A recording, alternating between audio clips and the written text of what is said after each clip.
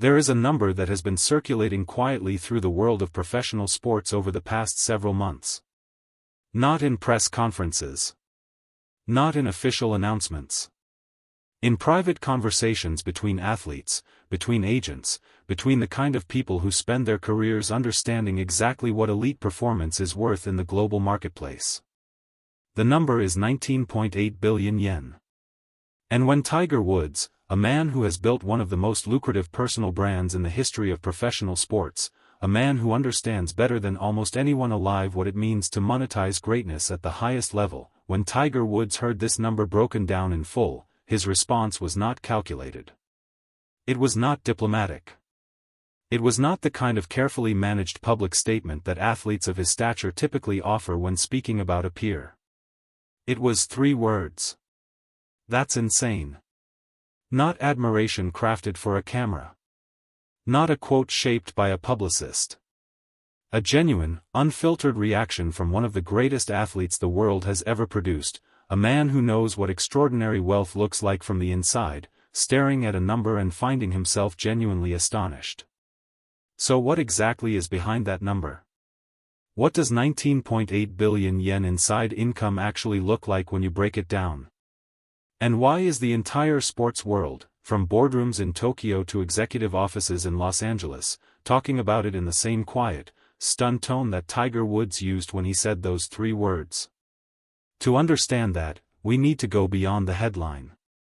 We need to look at what Ohtani has actually built, and why it is unlike anything professional sports has ever seen before. Every elite athlete generates income beyond their playing contract. This is not new. It has been true since the earliest days of modern sports marketing. A star player endorses a shoe brand, appears in a television commercial, lends his name to a product line. The formula is familiar. The numbers, for the very best, are impressive. But there is a fundamental difference between an athlete who is famous and an athlete who has built a business. Fame is rented. It fluctuates with performance, with public perception, with the news cycle. A bad season, an injury, a controversy, any of these can erode the value of fame with remarkable speed. Brands know this. They price it into their contracts. They build exit clauses around it. A business is owned. It compounds. It generates value not just from what you are doing today, but from what you did yesterday and what you will do tomorrow. It creates structures that continue to produce income even when you are not actively performing. What Shohei Ohtani has built is not fame. It is a business. And the 19.8 billion yen figure is not the result of a single endorsement deal or a single viral moment. It is the result of a carefully constructed ecosystem of partnerships, licensing agreements, media rights, and brand equity that has been assembled with the same methodical precision that Ohtani brings to every at-bat. The breakdown, when you see it laid out in full, is what made Tiger Woods stop speaking mid-sentence. To understand the first layer of Ohtani's side income, you have to understand what he represents in Japan, not as a baseball player, but as a cultural figure. In Japan, Ohtani is not simply an athlete who plays well overseas. He is something closer to a national symbol. He represents a specific idea, that Japanese excellence, Japanese discipline, Japanese work ethic, can compete not just adequately but dominantly at the absolute highest level of any global arena. When Ohtani succeeds in America, it does not feel like individual achievement to millions of Japanese people. It feels like collective validation. Brands in Japan understand this. They have understood it since the earliest days of his professional career. And the figures they are willing to attach to his name reflect not just his athletic performance, but the cultural weight he carries in that market.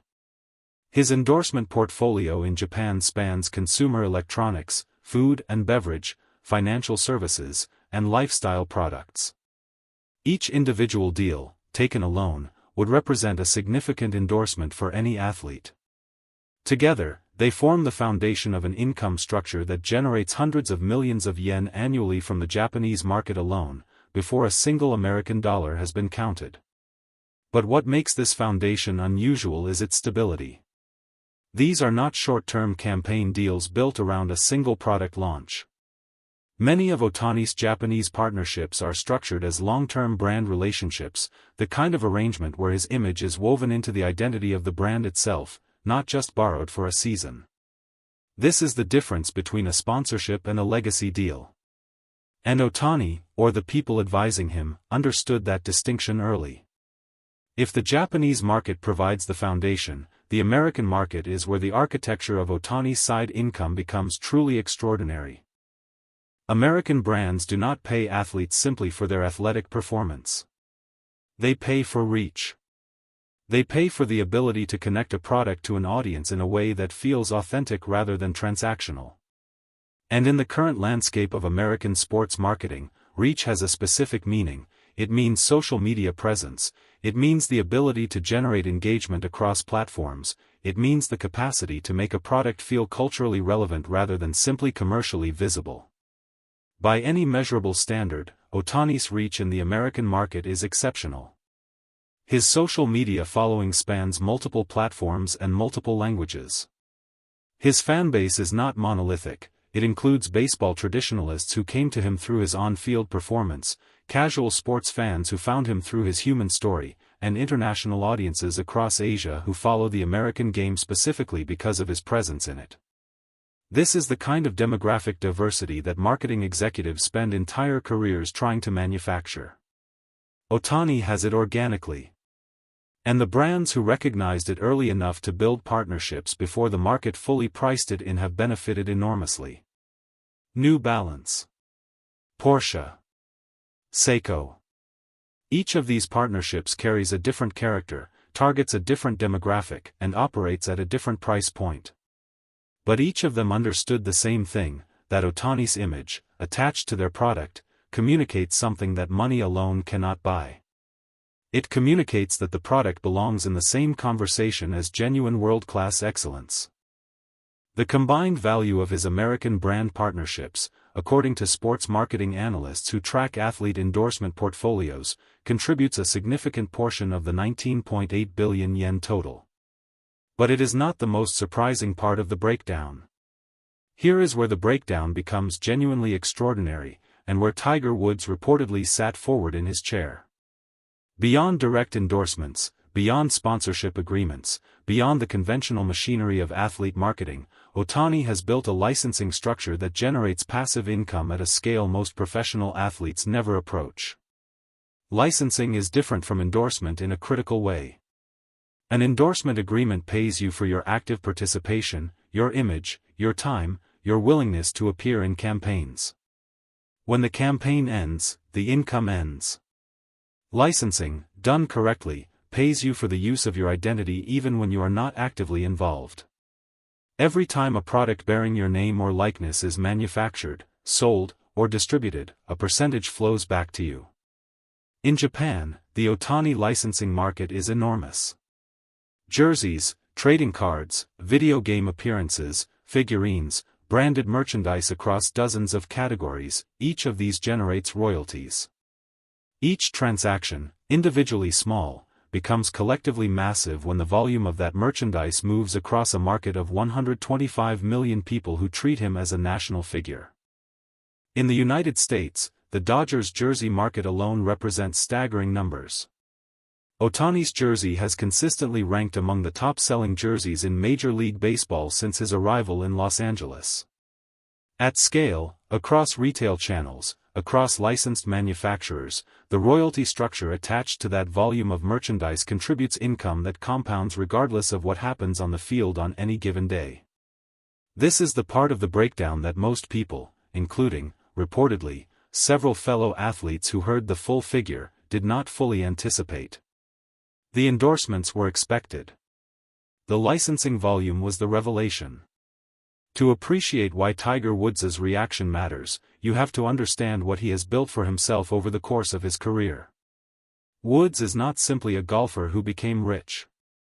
He is a man who fundamentally changed the economics of his sport, who, through the combination of his athletic dominance and his cultural crossover appeal, demonstrated to an entire generation of professional athletes that the income available outside of competition could exceed the income available from competition itself.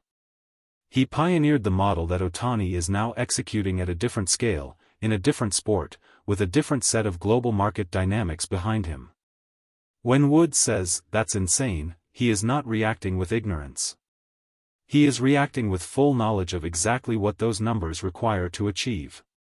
He understands the infrastructure behind a figure like 19.8 billion yen, that he understands the years of brand relationship management, the legal architecture of licensing deals, the careful cultivation of a public image that remains commercially viable across different markets and different cultural contexts. He has done all of it himself. And even having done it himself, he found the Ohtani number astonishing. That is the most telling part of his reaction. Not that he was impressed, talented people are often impressive to other talented people. But that a man with his specific knowledge and experience, looking at a breakdown he could read better than almost anyone, still found himself reaching for a reaction that had no calculation behind it. That's insane. When the person who best understands the game says that, the game has changed. The global reaction to this breakdown has followed a specific pattern. In Japan, it has been received as confirmation of something the Japanese public already believed, that Ohtani's value transcends sport, that he is operating in a category that the conventional frameworks of athletic achievement cannot fully contain. In the United States, the sports business community has responded with a mixture of admiration and recalibration. Analysts who track athlete endorsement markets are revisiting their models. The frameworks built around previous generational athletes, Jordan, LeBron, Woods himself, assumed a certain ceiling on what was achievable in terms of dual market brand value. Ohtani's numbers are forcing a revision of that ceiling. In the broader world of professional sport, the reaction is perhaps the most significant of all. Athletes across disciplines, golfers, tennis players, soccer stars, track athletes, are looking at the breakdown and asking their agents and advisors the same question: what would it take to build something like this? The answer, in every case, begins with the same understanding that Ohtani himself appears to have reached years before most of his peers. The game on the field is not the whole game. The game on the field determines your platform. But the platform, properly understood and properly managed, can generate something that outlasts any playing career, any season, any individual performance. Ohtani, batting first in his lineup and first in the global conversation about what an athlete can build beyond the game itself, seems to understand this better than anyone currently active in professional sports. And now the whole world has seen the number that proves it. 19.8 billion yen. 3 words from Tiger Woods. And a sports world that is still, quietly, trying to process what it means for everything that comes next.